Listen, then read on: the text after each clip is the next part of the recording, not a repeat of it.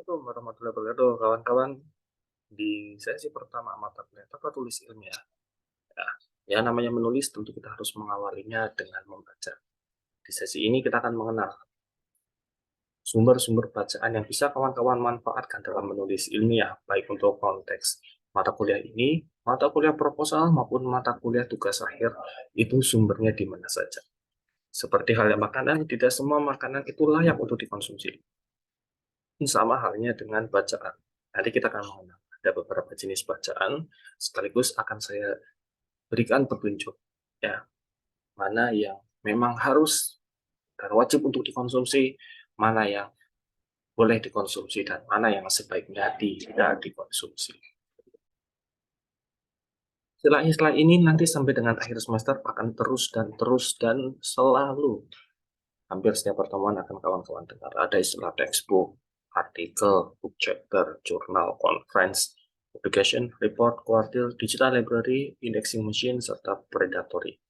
Ya, kita semua akan dibahas di video ini, karena video ini hanya sebagai pemantik. Di video ini kita hanya akan membahas textbook, jurnal, serta conference. Nah, yang pertama, textbook. Textbook ini merupakan, bisa dikatakan sebagai buku, ya, buku teks kalau diterjemahkan secara harfiah, tapi sebenarnya cukup mengacu pada buku saja, yang mana halamannya ini kurang lebih 100 halaman atau lebih, kemudian isinya juga mengenai hal-hal yang sifatnya fundamental. Nah, keberadaan textbook ini menjadi wajib. Beberapa kekurangan dari kakak-kakak kalian yang sudah mengerjakan tugas akhir adalah banyak yang melewatkan untuk membaca textbook. Indikasinya sederhana, ketika melihat naskah tugas akhir di bagian referensi tidak ada textbooknya. Ataupun ada juga yang hanya mencantumkan, tapi ketika ditanyakan teori mendasar, itu belum bisa menjelaskan. Nah, yang namanya textbook ini sifatnya wajib untuk dibaca, karena ilmu-ilmu yang sifatnya mendasar ada di sini. Dan proses pengerjaannya bertahun-tahun, di review atau ditelaahnya juga pun secara ketat. Sehingga ini tingkat sahihnya paling atas. Selanjutnya kawan-kawan, ada juga karya tulisan dari mereka yang sudah ahli, dan tidak menutup kemungkinan kawan-kawan juga suatu saat akan menjadi penulis di berbagai artikel di jurnal. Nah, sebetulnya istilah jurnal itu kan merujuk ke, misalkan saya ambil ini ada artikel Komodo melipir algoritma.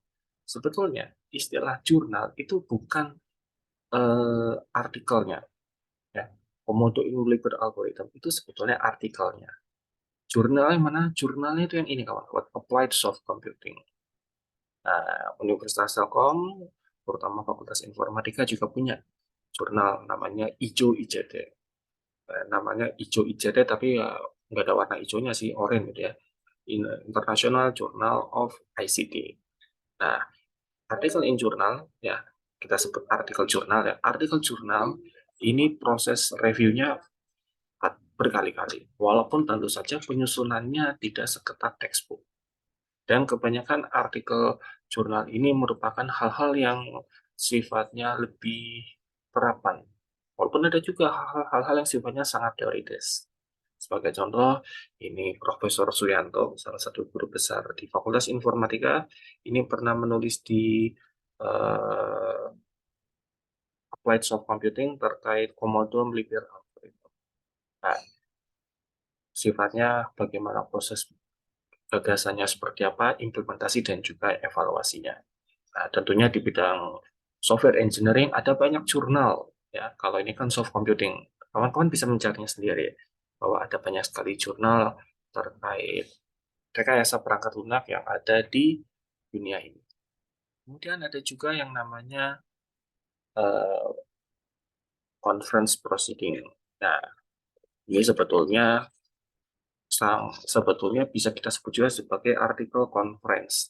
Hanya saja istilah artikel memang secara subjektif lebih terasosiasi dengan jurnal, padahal artikel itu juga mengacu ke apa yang diterbitkan di dalam sebuah conference. Nah, bedanya conference dengan jurnal seperti apa? Kalau jurnal ini saya ibaratkan seperti halnya kalau kawan-kawan dulu pernah langganan majalah seperti Bobo gitu ya. Nah, kemudian majalah Hai, gitu. Nah, itu diterbitkan kita tidak bertemu langsung dengan penulisnya. Tapi kalau conference proceeding ini adalah artikel, ya, artikel hasil penelitian yang sifatnya lebih ringan dan proses bisa terbitnya ini melalui pertemuan ilmiah. Misalkan di Universitas Telkom, terutama Fakultas Informatika, ini sudah ada, kalau saya tidak salah, sudah ada 4 eh, konferensi internasional yang diselenggarakan. Misalkan yang ini ICOSAID yang tahun lalu persis diselenggarakan, kemudian ada juga ICO-ICT, ICO-ICT, kemudian ICOTSA, serta satu lagi ISINSA kalau saya tidak salah ya. Nah, jadi proses orang bisa menulis tulisan yang muncul di sini adalah ada proses seleksi, dan proses seleksinya memang harus kita akui tidak seketat artikel di jurnal. Karena itu tingkat kesahihannya conference proceeding ini ada di bawah artikel jurnal. Jadi kalau kita ambil hierarki sederhana, paling tinggi itu textbook, kemudian artikel jurnal, lalu artikel di konvensi. Nah, kawan-kawan, beberapa istilah lain memang sebelum saya jelaskan, nanti kita akan bahas di pertemuan di kelas. Jadi, terima kasih dan sampai jumpa di kelas. Salam.